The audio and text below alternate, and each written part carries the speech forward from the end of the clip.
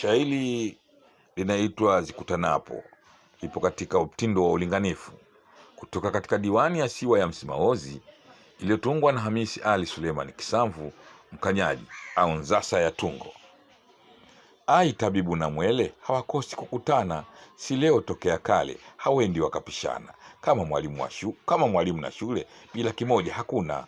Ai ya kedi na fedha pale zinapokutana. Ai ya fedha na kedi pamoja zikishikana, mjinga huwa mweledi, mwelevu hawi na maana.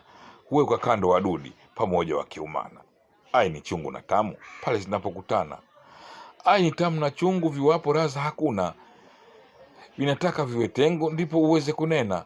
Huwasibu ndugu zangu kujua yake namna. Ai mkungu na chungu pale vinapokutana. Ai chungu na mkungu ni kama bibi na bwana, furaha kwa walimwengu mapishi yanapofana. Mambo huenda mtengu siku vinapogongana. Ai mbingu na ardhi pale zinapokutana.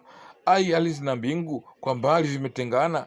Zikutanapo matungu tutalia tunaona, ni mafungu kwa mafungu kwa toba tutashindana. Ai kweli na urongo pale vinapokutana. Ai urongo na kweli mwanzo wa kufarakana, daima huleta feli maneno mkipishana. Hatima huwa ni dhiri ikijulika bayana. Ai tamati na mwisho